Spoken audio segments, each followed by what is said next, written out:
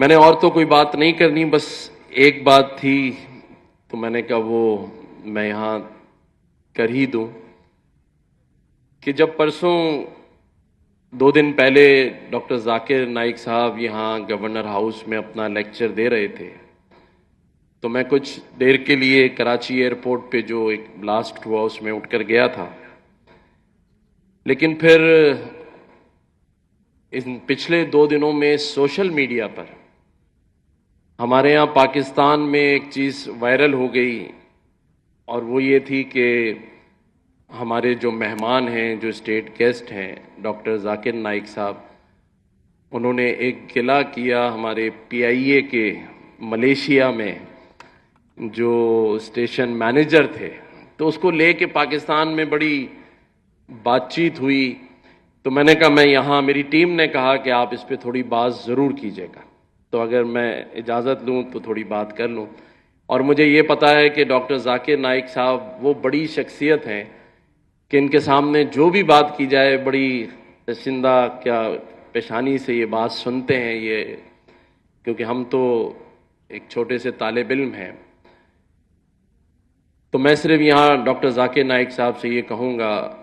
کہ ڈاکٹر صاحب آپ کی جو شخصیت ہے وہ بہت بڑی ہے، اور جو بھی یہ چھوٹی سی بات ہوئی اس کے لیے آپ تھوڑا سا بڑا دل کر لیں اور درگزر کر دیں، آپ دل میں نہ رکھیں، کیونکہ آپ پاکستان کی حکومت کے اسٹیٹ گیسٹ ہیں، اور سب سے بڑی بات یہ کہ آپ جس اسلام کے پیغام کو پھیلانے کے لیے نکلے ہیں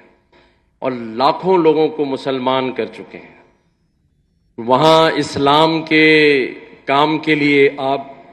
نکلے ہوں تو 500-600 کلو سامان جو آپ چھوڑ آئے اسے بھی درگزر کر دیں، اس لیے کہ جس مقصد کے لیے آپ نکلے ہیں وہ بہت بڑا ہے، اور اس کا اجر آپ کو اللہ تعالیٰ دے گا۔ میں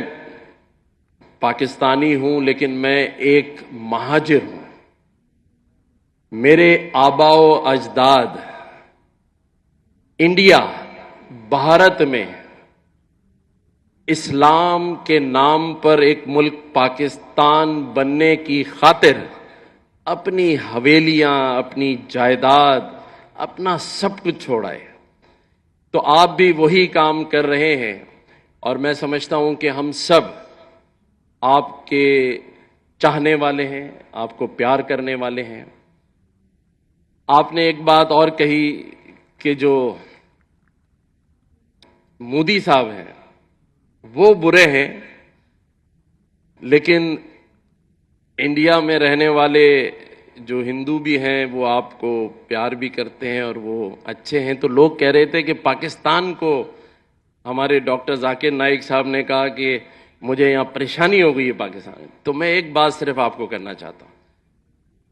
کہ مودی صاحب کا یا انڈیا کے جو انتہا پسند ہندو ہیں انہی کا یہ عکس ہے، یہ مصنوعی چہرہ ہے۔ مودی صاحب جو ہیں یہ وہ انتہا پسند ہندو ہیں جنہیں انہوں نے تیسری بار وزیر اعظم بنوایا ہے، تو وہ کیسے اچھے ہو سکتے ہیں جو ایک ایسے شخص کو، جس کو آپ خود برا کہہ رہے ہیں، تو وہ ہاں وہاں اچھے لوگ بھی ہیں، مسلمان رہتے ہیں بڑی تعداد میں، لیکن ایسے انتہا پسند ہندو جن کا سامنا آپ کو بھی ہے، جن کے وزیر اعظم نے آپ کے ساتھ بھی زیادتی کی ہے، تو وہ چہرہ تو شاید اچھا ہو سکتا ہے، لیکن میرا ملک پاکستان، اس کے ذرا آپ دل میں جھانک کر دیکھیے۔ میں آپ کو دعوت دیتا ہوں کہ پاکستانیوں کے دل میں جھانک کر دیکھیے۔ میں بھی ایک پاکستانی ہوں جو آپ کے لیے دروازوں پہ کھڑا ہو کر آپ کے مہمانوں کو ریسیو کر رہا تھا۔ تو پاکستانیوں کا جو دل ہے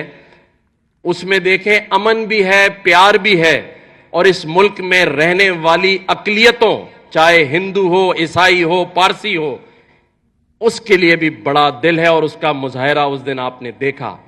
کہ آپ کے لیے یہاں سارے ہی مذاہب سے تعلق رکھنے والی شخصیات کے ساتھ ساتھ تمام ہی مسالک سے تعلق رکھنے، مسلک سے تعلق رکھنے والی شخصیات بھی یہاں موجود تھیں اور آج بھی لوگ چاہتے ہیں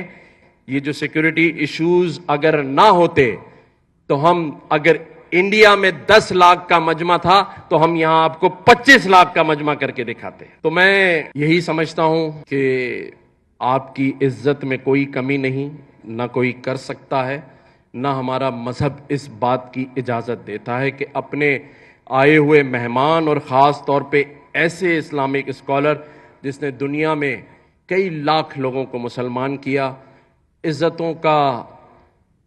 مالک اور وعدہ اللہ کا ہے، اور اس کی مثال ہم نے دیکھی کہ جو شخص تخت پر بیٹھا تھا جسے ہم یزید کہتے ہیں، تخت پر بیٹھا تھا، تخت کا مالک تھا، لیکن آج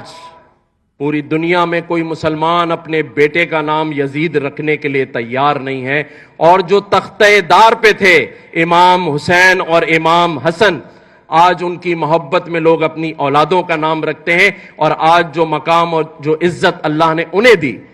یہ کہتے ہیں اللہ کا نظام کہ جسے اللہ چاہے عزت دیتا ہے. آپ کو اللہ تعالیٰ نے بہت عزت دی ہے. ہم آپ کا شکریہ ادا کرتے ہیں کہ آپ نے پاکستان آئے، انتخاب کیا. ہمارے لیے